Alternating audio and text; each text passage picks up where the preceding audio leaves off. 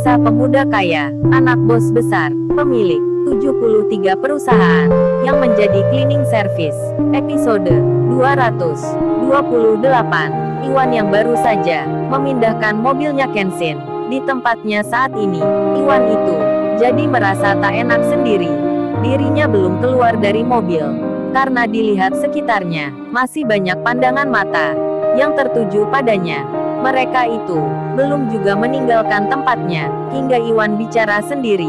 Wah gawat ini, gawat beneran. Gara-gara Kenshin nih, sampai jadi gini.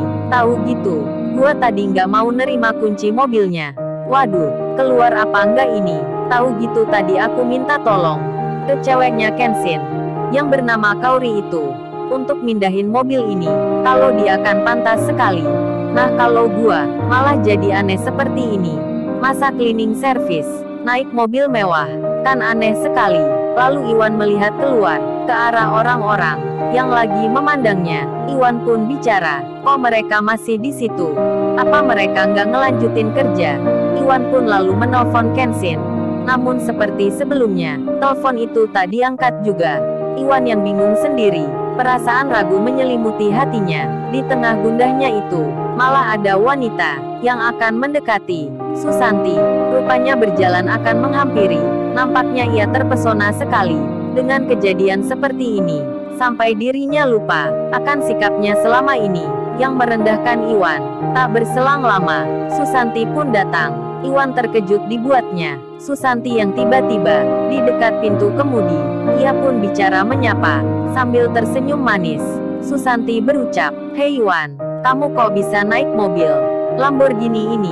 Kok lu nggak kasih tahu aku sih Wan dari kemarin tentang mobil ini, yang ternyata ada hubungannya dengan kamu? Kan jadinya aku nggak heran kayak gini."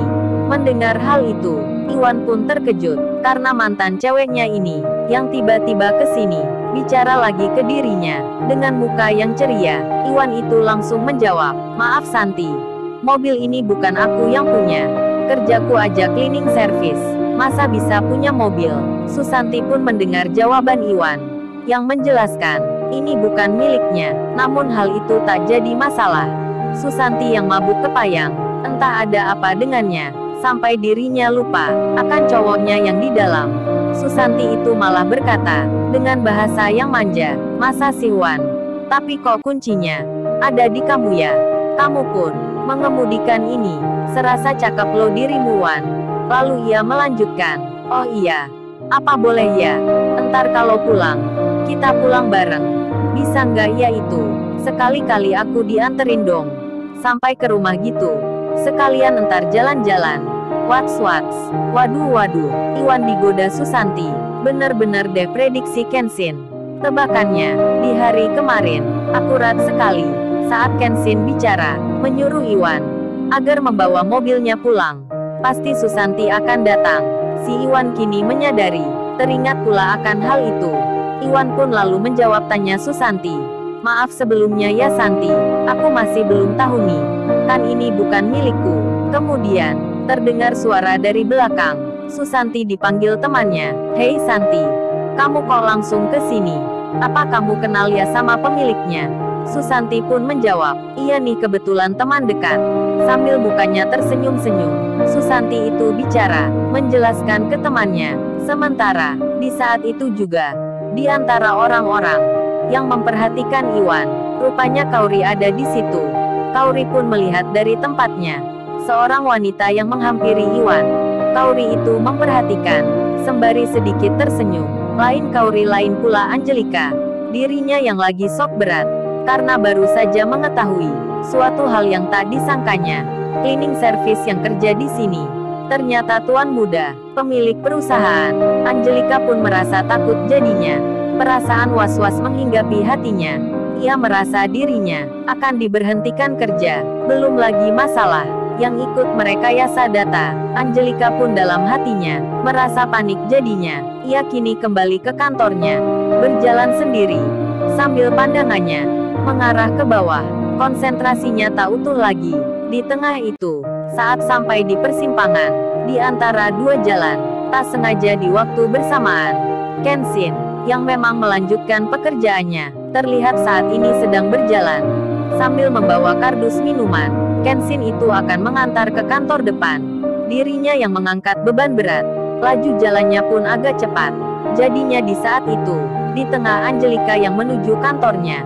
Kebetulan jalan itu sama. Ketika ada di persimpangan, mereka pun langsung berhadapan. Karena jalannya Angelika, yang lagi melihat ke bawah.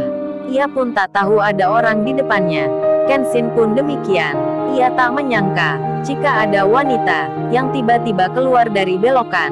Jadinya, tabrakan pun tak bisa dihindari. Terkagetlah Kenshin. Begitu pula Angelika, yang langsung merasa sakit di tangannya.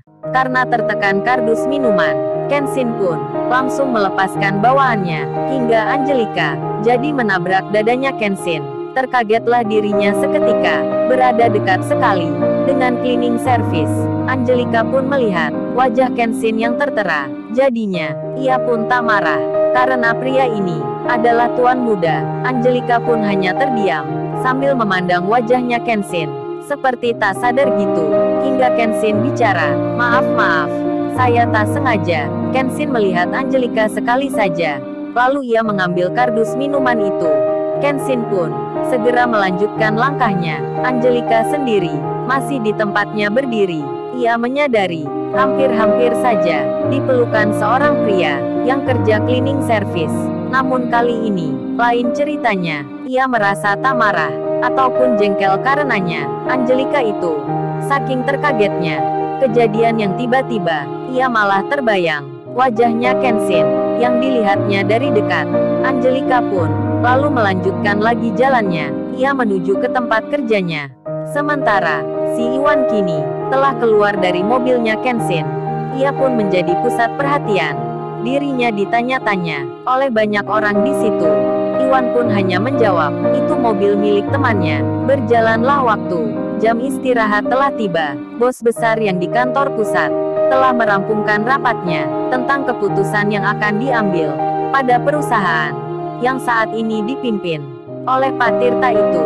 Bersama orang kepercayaannya, bos besar pun kini berencana akan menuju ke tempat tersebut. Di saat yang sama, Angelika yang di ruang makan, ia yang bersama teman-temannya.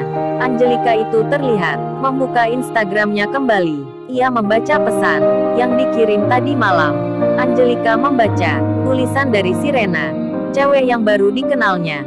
Lewat Instagram itu, Sirena itu menulis jawaban tentang Kenshin yang ditanya olehnya tadi malam.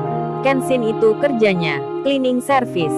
Jadinya, Angelika itu merasa memang beneran cowok itu kerjanya seperti itu.